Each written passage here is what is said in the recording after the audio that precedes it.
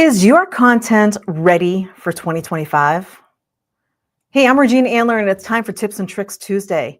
And today we're going to talk about content calendars. So, when I asked that question, is your content ready for 2025? Did you say, heck no, I don't even know what I'm posting today? When it comes to your marketing content, having a marketing strategy is a really good thing to have in place. Why? Not only does it help you have everything in place, so it makes it seamless for you to put things out there, it makes it so that your stress level goes down. Did you ever have one of those days where you got up and you said, I've got all these groups I got to post in. I got my group I got to post in. I got to do some stuff. I have to find out what my audience needs. I need to find out, what the best value is that I can provide. And you were just kind of driving yourself crazy because you didn't know where to start. This is where your content calendar comes in. So when you talk about marketing content, it's all about consistency. And when you have consistency in your marketing, people start noticing. You start getting more friend requests, you start getting more connections, you start getting people who maybe weren't in your circle before that you wanted in your circle, and they start seeing that, wow, they do the same thing every single week. And it's very consistent. Their message is consistent. The types of things that they're posting is consistent. And so that actually helps build your audience. It helps reduce your stress. And it just makes your life so much easier as a content creator.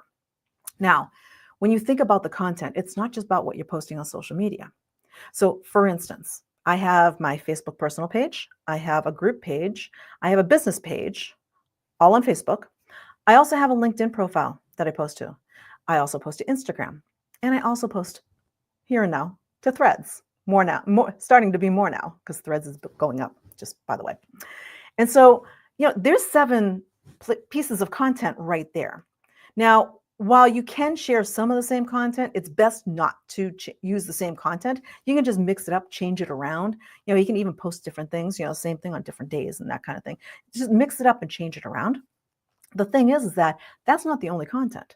So you might have a blog, you might have an article, you might have emails that you're sending out. You might have a LinkedIn article. For example, I have a content calendar that I've created that has all of the things that I do on a consistent basis. If you follow me here in the group, you know that in the group here, I post a tip of the day, the quotable tip of the day. Now that comes out Monday through Friday. I have a weekly theme. So first, I actually use an Excel spreadsheet. So let me just start with, I use an Excel spreadsheet to create my content calendar.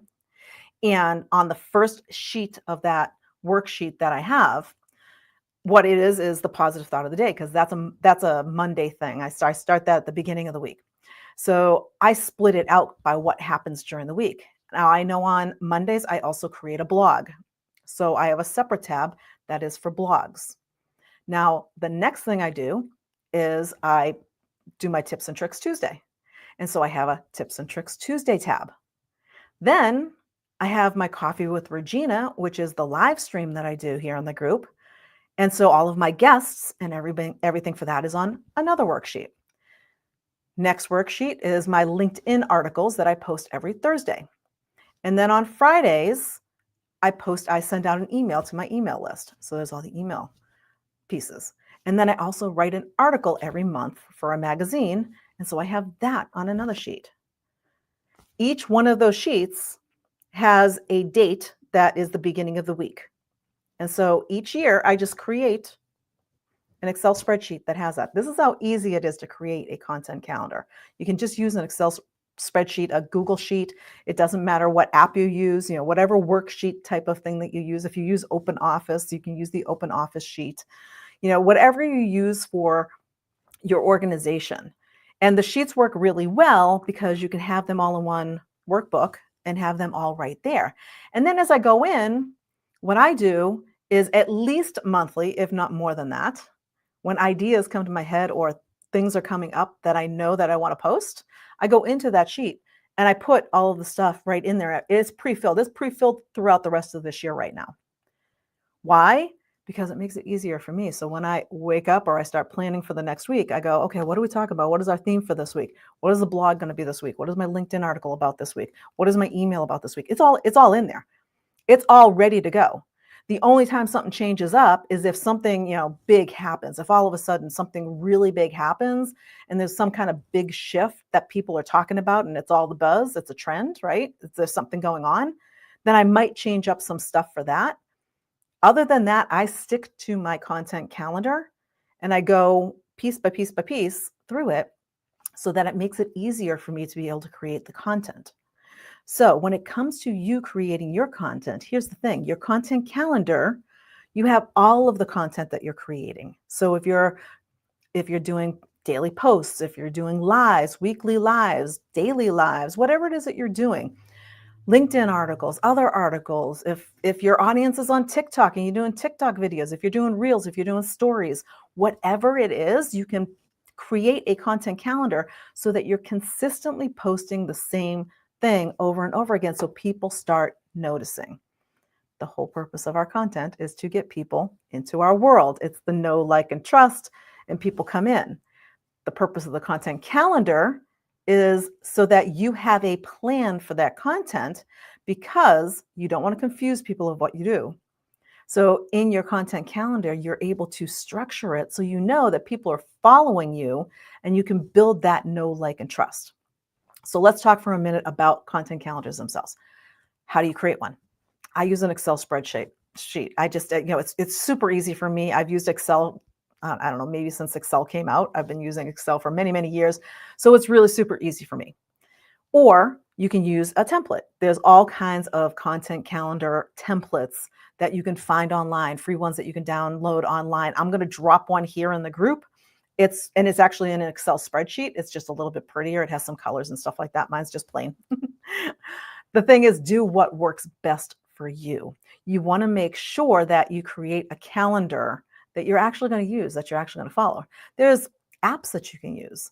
I also use an app called ClickUp. Now in ClickUp, I can put every single one of these things in there and have my little to-do list right there. So if you're an app person and you want to use an online app, you can do that.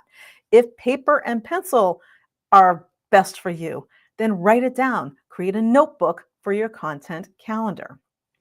The whole purpose of the calendar is to keep you strategically consistent in your marketing message so that you start building or continue building your audience to bring more people into your world.